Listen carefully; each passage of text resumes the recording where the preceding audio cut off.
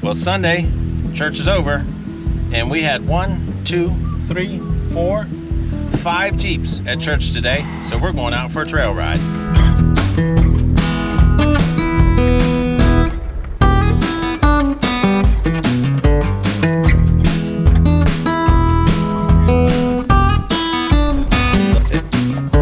We are out of hunting season, out at 3 Lakes. This is somebody you have not seen in a real long time. When we did the Georgia Traverse video, he was there.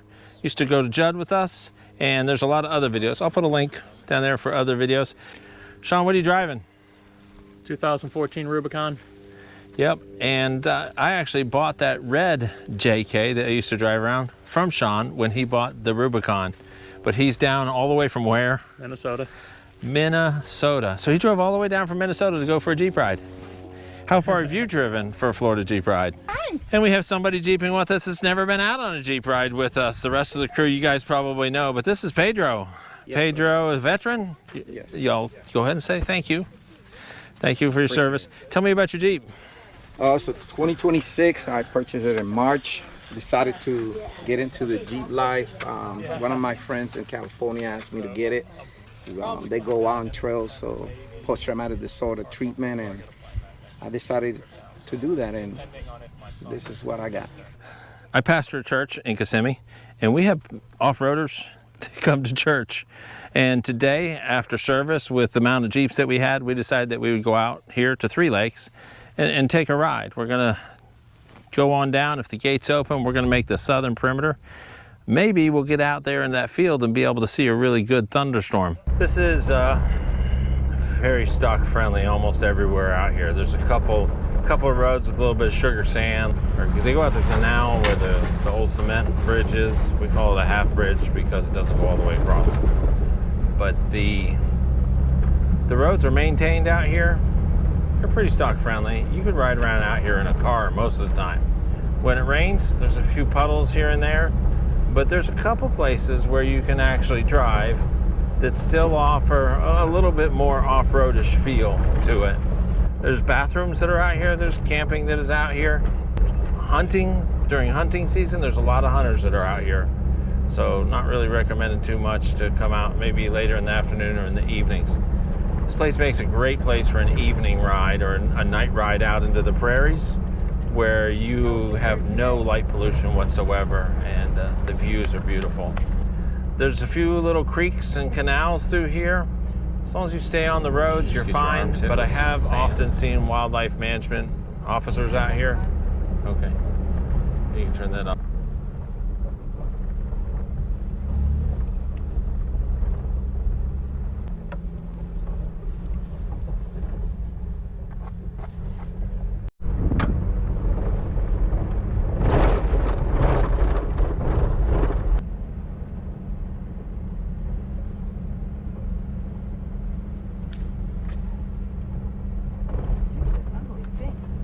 What?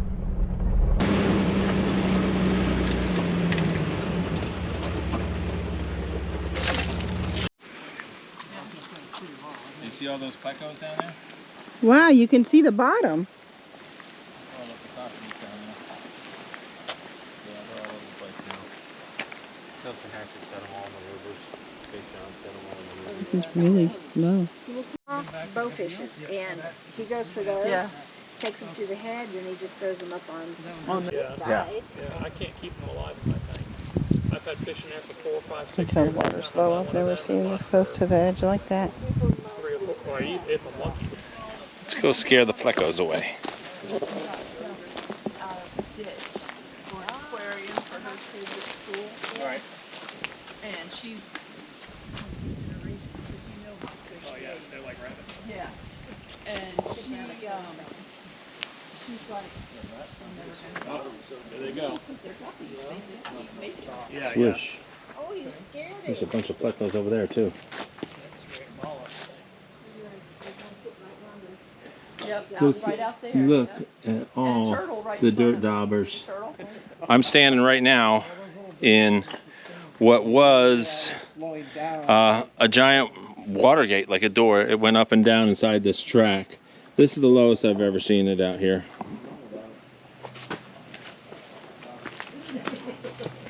like it was all down in there.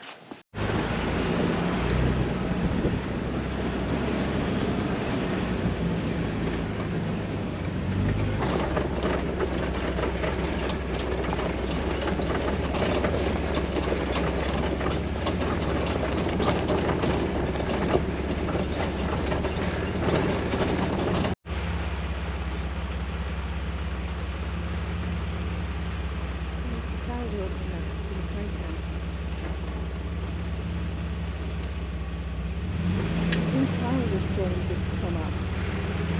On the right?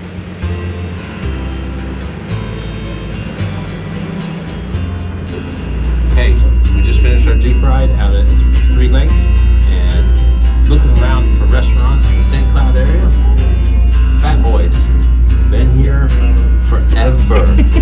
So if you're looking for meat, like a carnivore should, come to Fat Boys. It's on 192. It's past McDonald's and way better. August 28th, right? August 28th, August 13th. Randy, you gonna eat all that?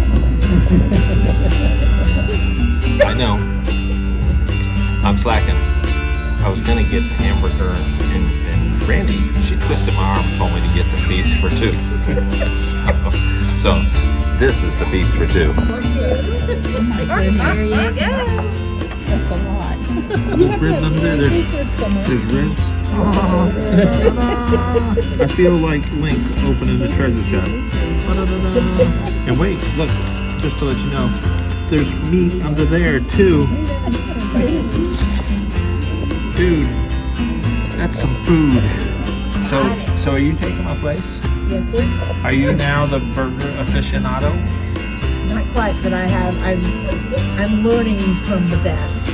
So what is that? What is that hamburger you got there? This is called What is it called? Say it. the Fat Boy Burger. And say it without laughing. I can't. It is called the Fat Boy Burger. Did you say Fat Boy Booger? Is it a hamburger? It's a hamburger. Let's see, Grace, so he can have his food. Oh, what'd you order? I don't know. I just ordered ribs and chicken. Ribs and There chicken, we go. okay. And Sean's got a chicken sandwich over there. All right. My grandson's gonna learn a little bit about driving clutch today. Oh, the joys of learning to drive clutch.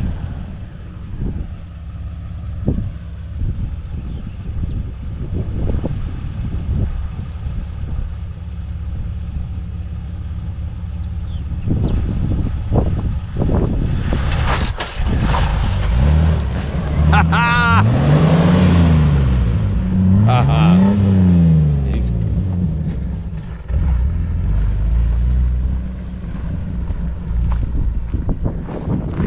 well, now the question is, can he stop it? Hey! When you feel the clutch start to take, that's when you slowly put the gas. You're not revving the motor, you're just working the two. When this comes up, this should be like right then. Okay, wait, so once I get this to like the clutch to the middle part, that's when I go? When you'll go ahead and start to let the clutch out slowly. Okay. Slowly. It's going slowly. It's okay, now hit it, give it a little bit of gas and go. Let the clutch out the rest of the way. There you go. Oh my gosh, I didn't stall out. Yeah, well, the gears on this are low. Okay, so you feel how it's jumpy? Yeah. Okay, so push the clutch in and go up into third. Up in the middle. There you go. That's probably not third. Are you sure? Yeah, that's probably fifth. So third is over one more. Push the clutch in. Like that? Yeah, it's clutch in. Yeah. There you go. Stay on your side of the road. Okay. Oh my gosh, I didn't stall out. Don't scratch up my I'm face. sorry. Better hit the trees in the Yeah, there you go. Do I have to keep the clutch pushed in? No. Once you're rolling, the clutch doesn't go in. Okay.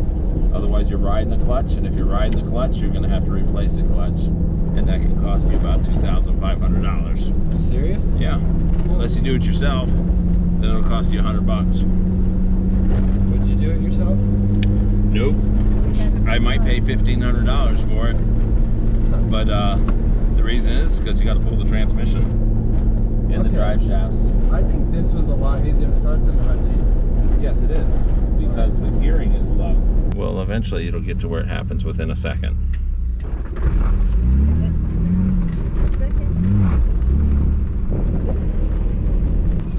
That's why. Are there any good like places around here?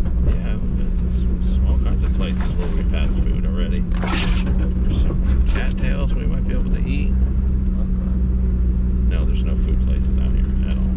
No, I'm talking about like around. No, like in the woods, like to stop and take a break. No. I mean like anywhere outside of the lake. Oh, yeah, there's one Mexican restaurant, but we were supposed to have dinner with your dad, lunch with your dad. Okay, now it's going to be really important that you stop up here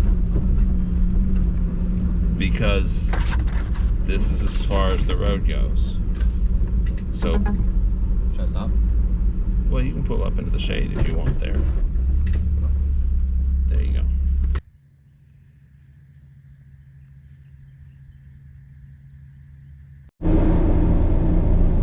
That was a great opportunity to be able to help our grandson learn how to drive stick shift, and in a Rubicon with 35-inch tires in 513 gears. At the end, I showed him that you could just put it in first gear and slowly let the clutch out. Didn't even have to touch the gas, and the Jeep just would go. We like to teach people that in sandy surfaces, dirt roads, it's just a lot easier and a lot more forgiving. Day 2, teaching our grandson how to drive clutch in the Rubicon. Today, we are out at Three Lakes, the north section. We are right here. This is 441. Up here is Suburban Estates. Williams Road comes around here. Last time we were down in this area, all around Lake Jackson. There is no connection between this area and that area, but there are a couple of big loops through here that you can ride on, and they're pretty cool. So if you're looking for a pretty easy ride, come on out and see Three Lakes. What you do have to do is pay. There is an entrance fee. Pay $3 per adult or $6 per vehicle, and that helps support and do everything that they need to do. But it is natural Florida, and this particular one is also an active cattle ranch. Just push the clutch in, put it in first gear, and slowly let the clutch out. So don't worry about the gas, just slowly let the clutch out. Slower, and it won't do that. Now you can get the gas and go. You can shift in a second. That's only in this vehicle. Oh, that's a bull.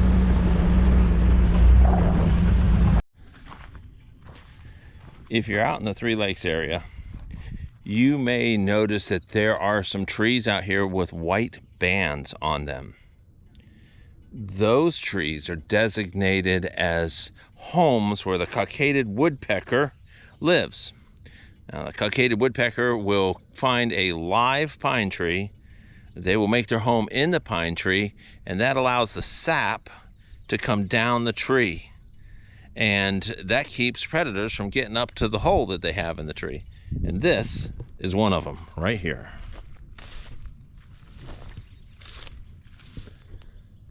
That's to keep the predators off. But as you go up, you might notice up in there that there's a lot of sap coming down.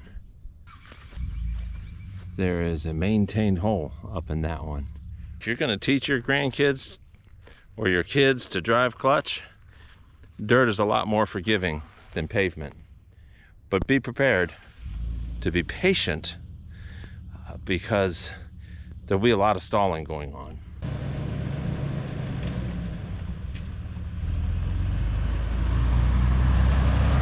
Stop. You see this tree? It is planted in loving memory of Kyle's spirit. June 22nd, 1992 to November 14th, 2001. 9 years old. Kyle's spirit.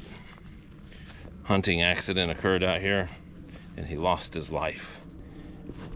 And this tree used to have toys and things hanging off of it to commemorate the hunting accident.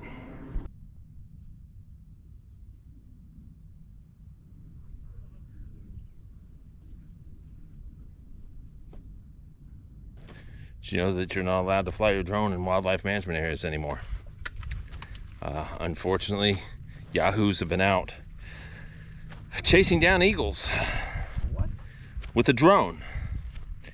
And that type of behavior is very much frowned on. Prior to the change in laws, I did have some drone footage out here. I'll put a little bit in here so you can see it's older drone footage, but the area pretty much looks the same.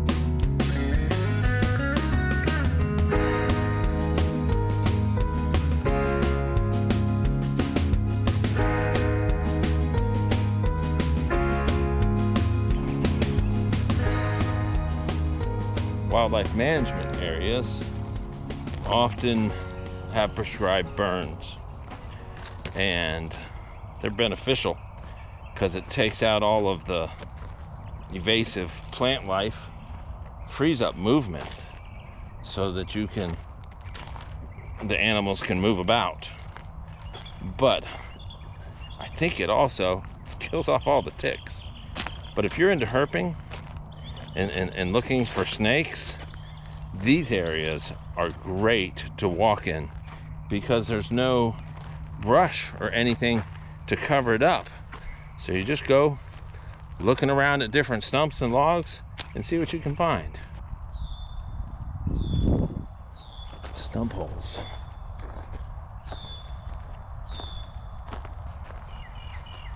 Cow prints.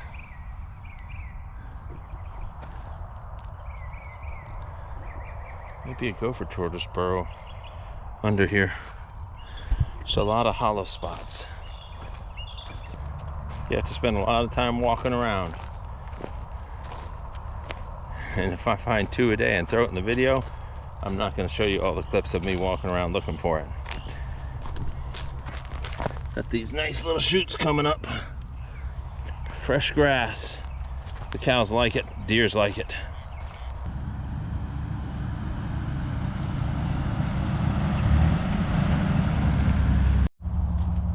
Prescribed burn, not prescribed burn. You can see the dense vegetation can really hinder movement. Oh, deer. I've seen deer jump through that stuff like nothing, bouncing through it. There are places where you drive under the Florida Turnpike out here too. Kind of a cool little feature. It's like driving through a square culvert.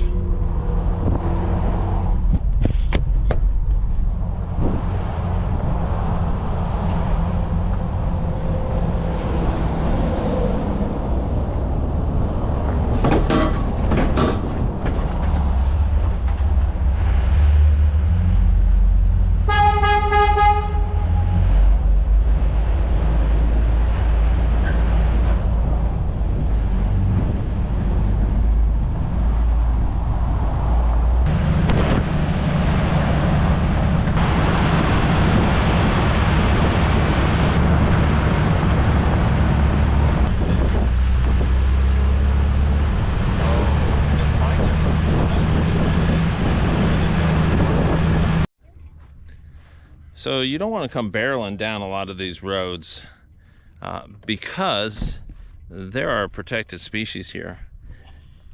Case in point, this is a gopher tortoise. Gopher tortoises are protected species. I know a lot of times when we've seen them, we've talked about that. If they're in the road and you need to move them, you can move them, but put them on the side of the road that they were heading to. They have lived for many, many years in this environment, and this particular turtle probably knows exactly where his food source, water source is in his burrows that he has out here. So you don't want to pick them up, take them for a ride. You do not want to take them home. Best thing to do is just to leave them be. But they don't like to be around people. So when you come up on them, they'll pull themselves in their shell and not move. So the only way I can get footage is to put the camera down and walk away.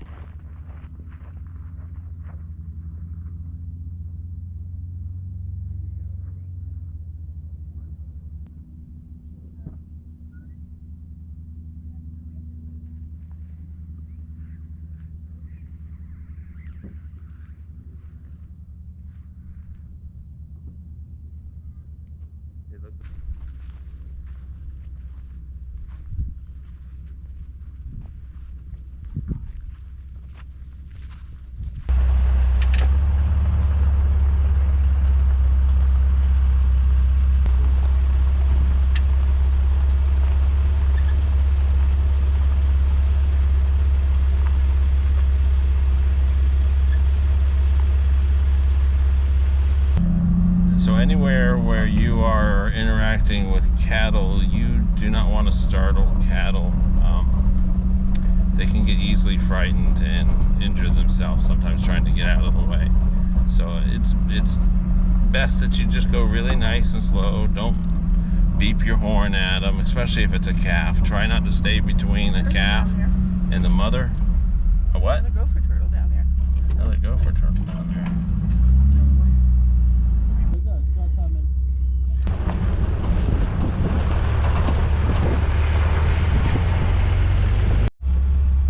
Somebody probably twisted it when it was young.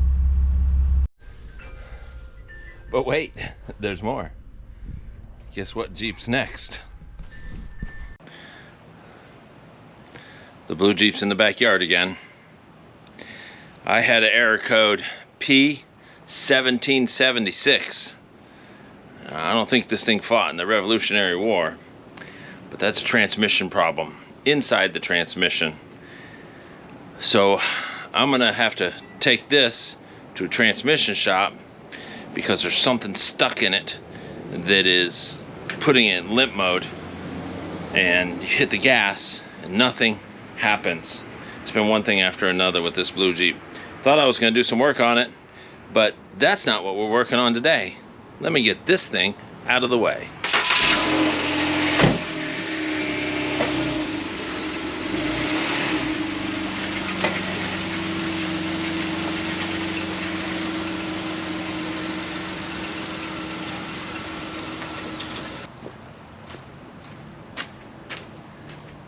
And that's what we're working on today. We got a heap of stuff to do for the 2001 Cherokee. Hit the brakes. Wait. Put down the power window.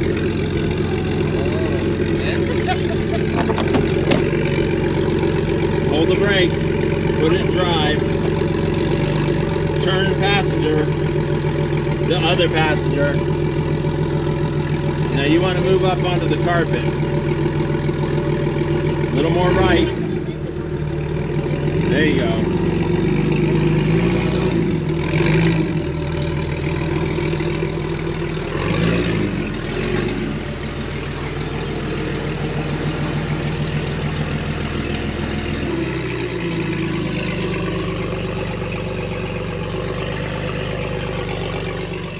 Rev it up a little.